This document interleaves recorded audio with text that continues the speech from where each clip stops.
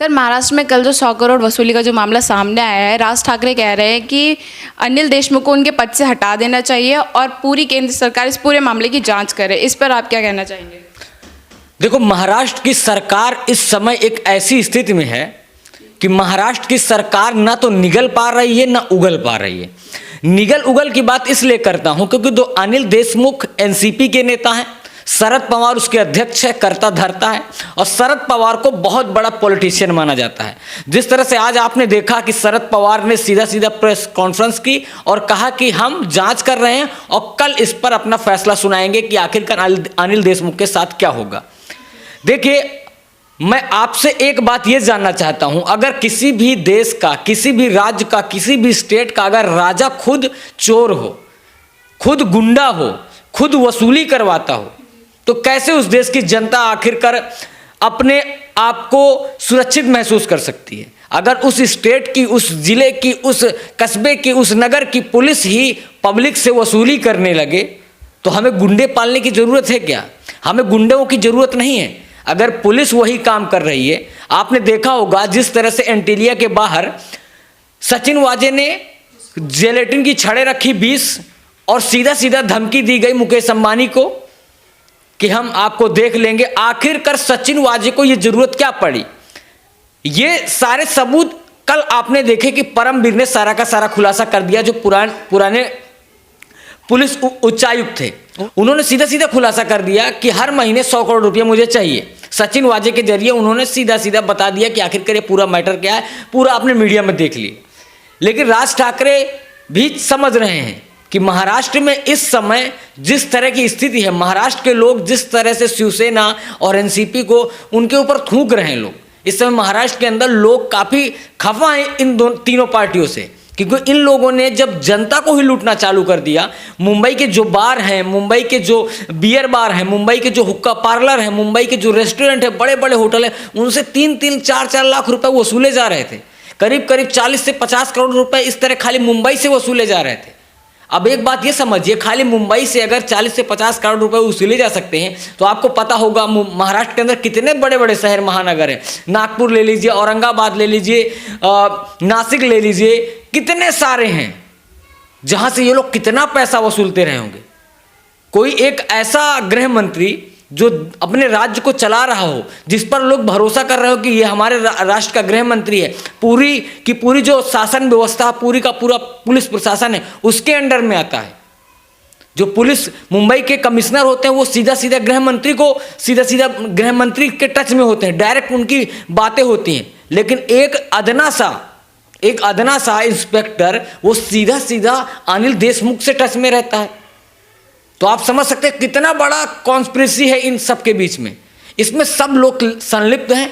आने वाले समय में आप देखेंगे कि बहुत बड़ी बड़ी मछलियां इसमें सामने आने वाली हैं। आपको याद होगा आज से करीब करीब 8 से 9 महीने पहले जब सुशांत सिंह राजपूत की हत्या हुई थी, तो उस मामले को भी अब लोगों ने वसूली से जोड़कर देखा जाने लगा है। क्योंकि अगर मान लीजिए उसने आत्महत्या भी की तो क्या उसके साथ वसूली की जा रही थी, इसलिए उसने आत्महत्या की, मतलब डिप्रेशन में चला गया वो, या उसने पैसे नहीं दिए तो इसलिए उसकी हत्या कर दी गई।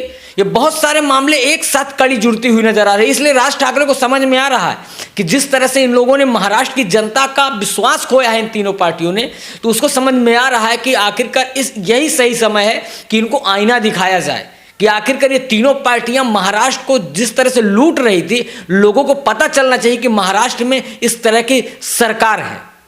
सर, आखिरकार शरद पवार अनिल देशमुख को उनके पद से क्यों नहीं हटा रहे? इस पर आप क्या कहेंगे? देखो, शरद पवार बहुत बड़ी मछली है। शरद पवार मतलब अगर शरद पवार की अगर आप बात कर रही हैं तो शरद पवार महाराष्ट्र की वो मछली हैं जो छोटी मछलियों को निगल जाते हैं। शरद पवार आज के नहीं हैं। शरद पवार यूपीए में रहे, बहुत बड़े नेता हैं, बहुत बड़े कद के नेता हैं शरद पवार। ऑब्वियसली शरद पवार, उनको पता है कि मुझे किस टाइम पर क्या करना है। शरद पवार से इसीलिए आपने देखा होगा संजय राउत सीधा सीधा जब उनसे पूछा जाता है कि आखिरकार अनिल देशमुख को क्यों नहीं हटाया जा रहा, तो वो क्या कहते हैं कि हमारे अगाड़ी सरकार को जो देखने करता धरता है वो सीधा सीधा शरद पवार है। एक बात आप नोटिस कीजिए, शिवसेना का मुख्यमंत्री है और करता धरता शरद पवार। यानी शरद पवार जो चाहेंगे वही होंगे। अगर उद्धव ठाकरे चाहें मुख्यमंत्री होने के नाते अनिल देशमुख को एक झटके में हटा सकते हैं, लेकिन हटा नहीं पाएंगे क्योंकि एनसीपी से हैं, वो दूसरी पार्टी के हैं। शरद पवार की पार्टी का नेता है अनिल देशमुख, इसलिए सीधा सीधा शिवसेना डर रही है कि अगर हमने हटा दिया तो क्या ऐसा ना हो जाए कि एनसीपी समर्थन खींच ले तो हमारी सरकार गिर जाए। यानी सारा का सारा जो हटाया नहीं जा रहा, सब सरकार का टेंशन है कि सरकार नहीं गिरनी चाहिए। महाराष्ट्र को लूट लो, महाराष्ट्र को लूट डालो, काट डालो, कुछ भी कर डालो, किसके साथ कुछ जो आपकी इच्छा कर लो, लेकिन सरकार नहीं गिरनी चाहिए। क्योंकि सरकार का जो लालच होता है ना, बहुत बुरा होता है। अगर कोई इंसान सत्ता में बैठा है, सत्ता की मलाई चाट रहा है, सत्ता में पैसे पा रहा है, अगर 100 करोड़ की एक एवरेज मानते हैं, अगर 100 करोड़ भी ये पॉलिटिशियन अगर कमा रहे थे हर महीने, तो समझ लीजिए कितना रुपया ये लोग, करीब करीब 16 महीने सरकार चल रही, 1600 करोड़ रुपया तो उन्होंने कमा लिया ना।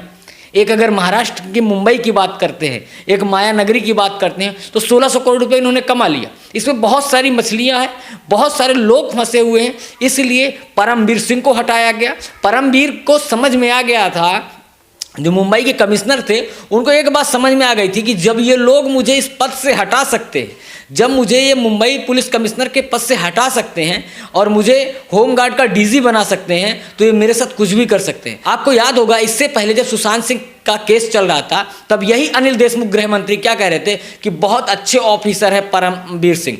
आज अनिल देशमुख क्या कह रहे हैं कि परमवीर सिंह फंस रहे इसलिए मेरे ऊपर इल्जाम ठोक रहे हैं।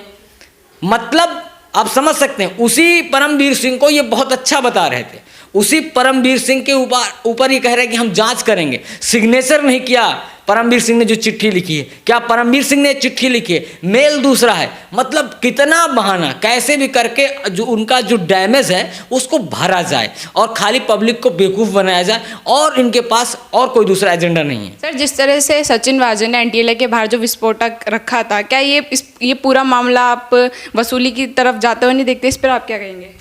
देखो सोनी, एक बात ये समझ लो, आपने चिट्ठी में क्या देखा?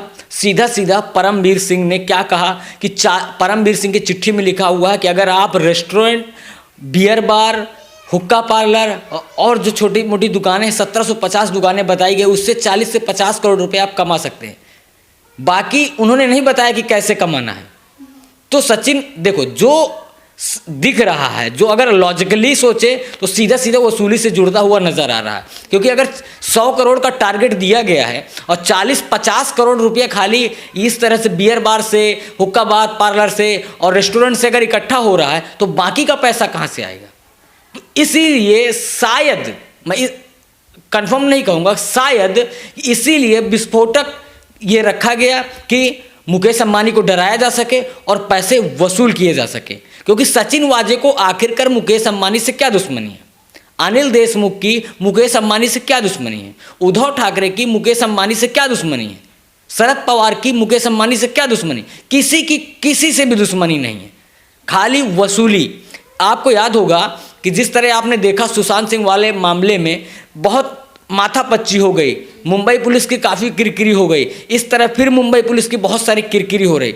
मुंबई पुलिस की इन लोगों ने छवि इतनी खराब कर दी है कि लोग मुंबई पुलिस पर सवाल उठाने लगे कि आखिरकार ये मुंबई पुलिस है कि ये क्या कर रही है? एक स्टेट की पुलिस है, एक स्टेट को चला रही है, वहाँ की कानून व्यवस्था देख रही है, और वो इतना वो हो गई कि वो रेंगने लगी है, नेताओं के सामने रेंगने लगी है।